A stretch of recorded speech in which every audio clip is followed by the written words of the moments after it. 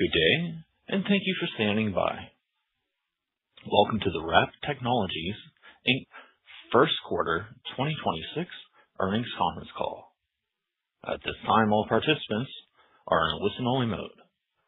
After the speaker's presentation, there will be a question and answer session. Webcast viewers can type questions in at any time via the webcast Q&A function. Please be advised that today's conference is being recorded. I would now like to hand the conference over to your speaker for today, Lou Springer. Please go ahead. Thank you. Good afternoon, and welcome to Wrap Technologies' First Quarter 2026 Earnings Conference Call. I'm Lou Springer, Vice President of Finance. Joining me today is Scott Cohen, Chief Executive Officer, and Jared Novick, President and Chief Operating Officer. We appreciate your time and continued interest in Wrap. Before we begin, I want to remind you that certain statements and assumptions in this conference call contain or are based upon forward-looking information that are being made pursuant to the safe harbor provisions of the Private Securities Litigation Reform Act of 1995 and the Federal Securities Regulations.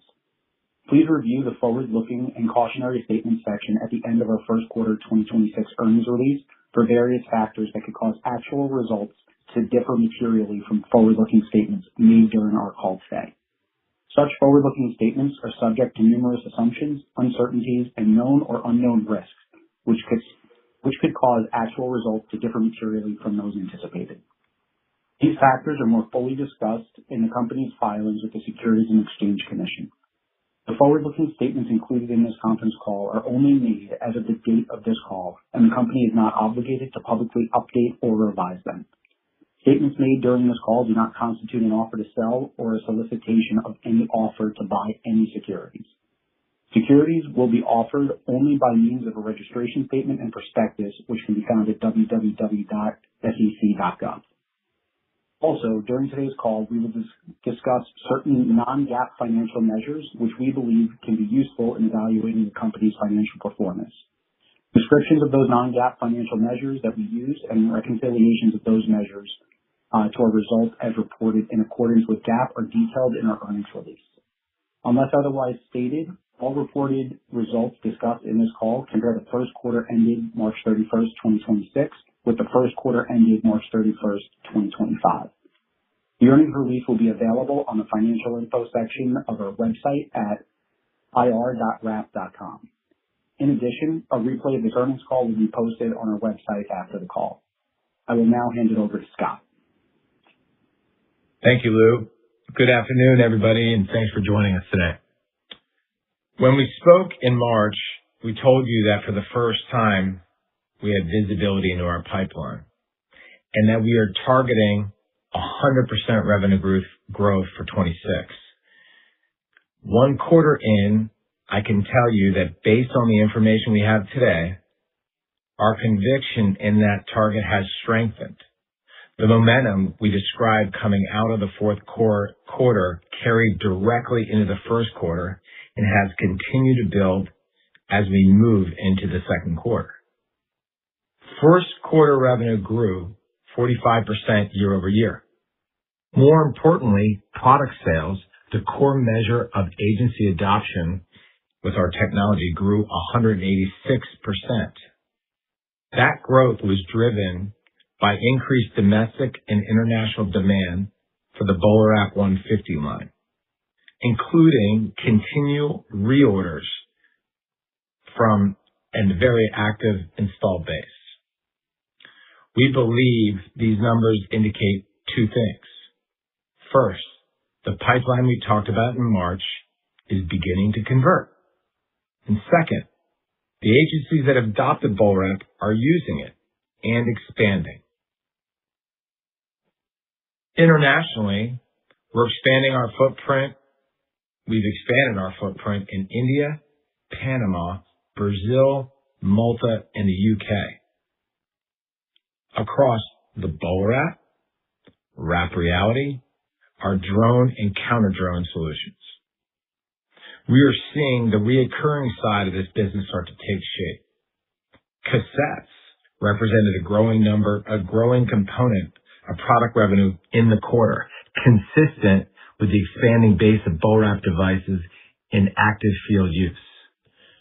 Subscription activity in Wrap Reality, Wrap Tactics, and Wrap Vision is beginning to build behind that.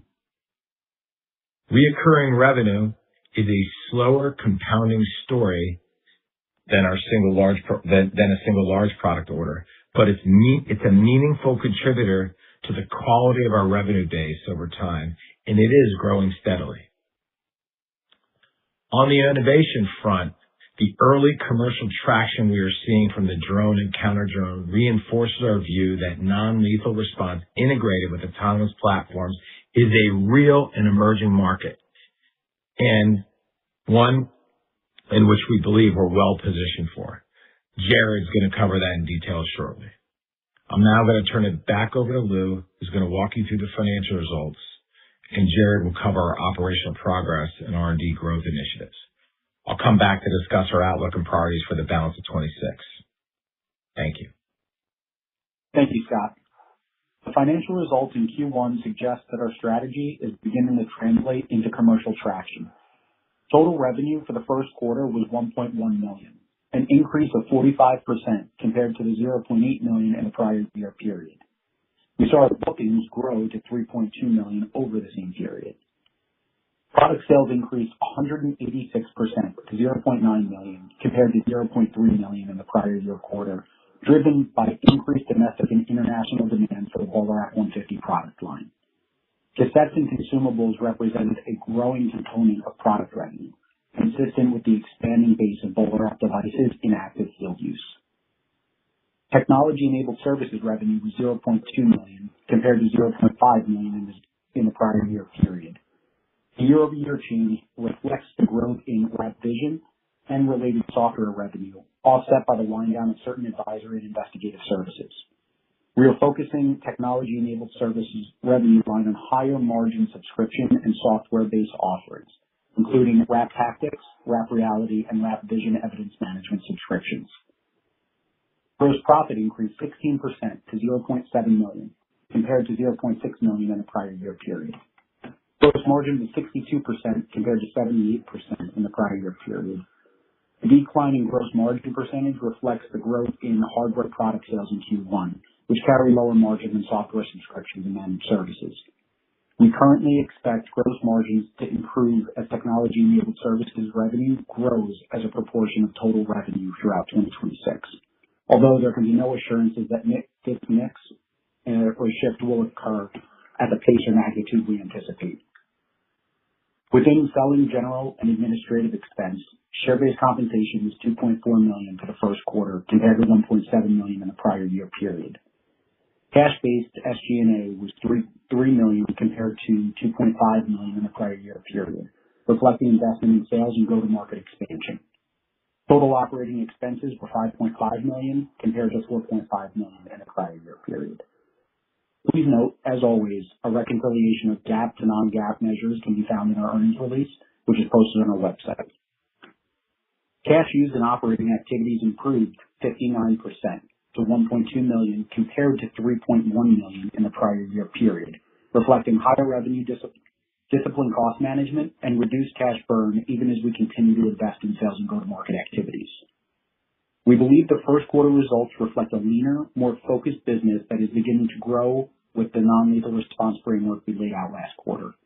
I'll now hand it over to Jared to cover our operational highlights and strategic initiatives. Thank you, Lou. As we look beyond the headline financial results, the first quarter also provided early evidence that our go-to-market strategy is beginning to gain traction in areas we have prioritized for growth. Let me describe this in the following key areas. Non-lethal response at scale. We see agencies are increasingly interested in moving away from single device purchase to agency-wide adoption. In the first quarter, we saw this validated as agencies began to make that transition. The integrated program approach of hardware, technology, training, and policy is what is resonating. When it comes to federal and defense market entry, our strategy is supported by federal consultants and advisors that continue to position our portfolio for DoD, DHS, and other federal customers. We continue to focus on TAA-compliant products, Made in America manufacturing efforts, and procurement infrastructure through Carasoft as our master government aggregator give us foundation to compete for that work. When it comes to counter-UAS and our advancements there, our R&D investments into drone-to-drone and drone-to-person capabilities are showing traction. We have pre-orders for both drone and counter-drone systems, with recent orders across the UK and Europe, and follow-on DFRX orders from our partner in Panama, and our R&D expansion into net-based drone interdiction reflect that a market is moving from concept to procurement. International reorders and engagements across the UK, Europe, India, Panama, and Malta during and after quarter support a view that demand for integrated, non-lethal response solutions is broad-based and global. I'll now hand it back to Scott to discuss our outlook for the balance of 2026. Thanks, Jared. Putting all this together, we continue to target 100% growth for this year. What has changed in our visibility, our pipeline, and our conviction? The contracts that we're currently pursuing for 26 and 27, if awarded, have the potential for a meaningful increase in the scale of this business. However, these opportunities do remain subject to competitive processes and government funding decisions and other factors outside of our control. But in summary, for Q1, showed early evidence that our go-to-market strategy is beginning to convert into measurable commercial traction, with revenue growth, stronger product sales, and expanding bookings and lower operating cash use. We are seeing customers move towards broader non-lethal response adoption, while early drone and counter-drone pre-orders suggest that our recent R&D investments may open additional markets beyond the core handheld BolaWrap platform. Our focus for the balance of 26 is straightforward. Continue converting pipeline, deepen agency-wide adoption, advance federal and international opportunities, and execute against our 100% revenue target for this year. To all you shareholders, thank you. Thank you for your continued support and confidence. All right, Lou, I'm going to turn it over to you. I think we've got, how many questions did we get today? We had 4 questions come in. All right, let's hear them. So, first question that came in: should shareholders view the current financing approach as a temporary bridge during the company's scaling phase, or as the capital structure model management expects to continue utilizing going forward? All right, I'm going to take that one since I've been leading and driving a lot of the capital, a lot of the financing. So, look, it's really straightforward. The more liquidity in our stock, the more options you have. And to get institutional quality investors, they're looking for fundamentals in this business. We finally have them. We finally have pipeline that we can show. We finally have a sales rep. We finally have fiscal discipline that's showing up in our numbers. And if we can continue to drive the top line like what's unfolding here, there's going to be a lot of different financial options for us. It has been a tough road. You guys know how much money I put into this company. I participated in all these rounds. It wasn't something I was anticipating doing, but I am standing up for this company. I'm standing up for what we're building, and I'm not stopping because we've got really important work in front of us. It's not easy taking in money for a company that hasn't been formed, because we haven't. It's been really tough. But if things continue, and the company's never given out guidance, but if we can execute on this, we will have, finally, for the first time, some real financing options. I hope that answered your first question. Second. The second is, what specific indicators should shareholders watch for evidence of the company reducing its long-term reliance on higher diluted financing structures? The first thing you need to do is put the fundamentals in place and put up numbers, which thankfully we're doing now with visibility, which we'll be talking about this will be unfolding throughout the year. So as you're on that path, we get to engage with different types of funds, different types of brokers that actually have fundamental investors that are interested in a financial story with some big upside associated with it. So that's activity that we are getting ready for, because finally the company can stand. I used to be on the buy side. I was on the sell side. So I know this arena extremely well. And I know how much time can get wasted on the road. And I know what funds are looking to invest in. And we're definitely investable. When you put the numbers together with the story that's unfolding here, I think we're going to have a lot better financial options going forward. So and the first sign is when we actually do it, when we actually put up a deal that, with some institutions that everybody can see, and those are bigger transactions, and you can see those funds will hopefully be active filers in small cap companies with long-term positions. But I will say this, being real about our cap table, I'm very proud of that cap table. There are still, we have some extremely sticky shareholders. We polled the shareholder base 3.5 years ago, maybe 4 years ago, and found that over a third of our cap table were people associated with law enforcement. That made me very proud, and that's a really good indicator the industry is buying in on what this technology is about. And if you look at our top holders, you can look at some of the small, but our top holders have been in place from the beginning.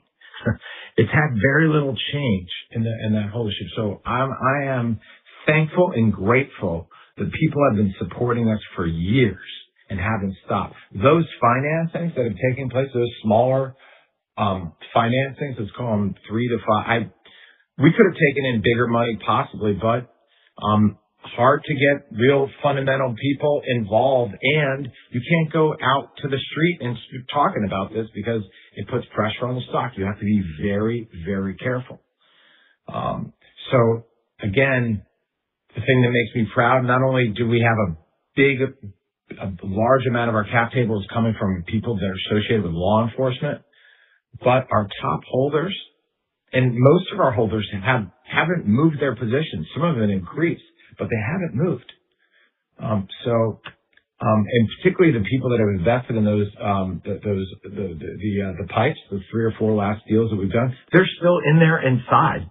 Barely any of them have sold their positions. So, that is not easy to do. You need to have trust with that investor, and I think we've established that. But it is time. I think we all want a different class of investors, and we can access them if we keep doing exactly what we are on a path to start to access that kind of capital. If we can get through the second quarter and execute through this year, we will have plenty more financing options available to us. Next question, Lynn. Next question is, investors have seen extended periods where the CEO simultaneously held multiple executive and financial reporting functions. Is there a plan to search for a CFO? Oh, yeah. There certainly is.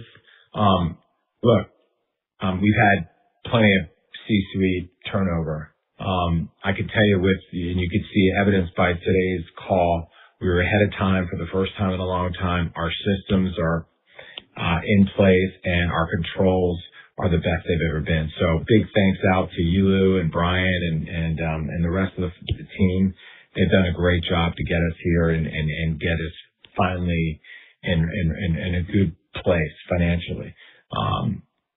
But I am going to be looking for a CFO that can help talk to capital markets, help tell our story and get in front of investors. But in order to do that, you better have the numbers because you won't even get the meeting. You'll be wasting time. So I think we're coming up to that point. We are on the lookout. We've done interviews, and we will find the right candidate. But the good news is, our financial infrastructure is the best it's ever been. Jared, do you have anything to add to that? It's a priority of the company. People matter. It's a leadership. So it is one of the key initiatives of the company to find top talent in these positions. Right.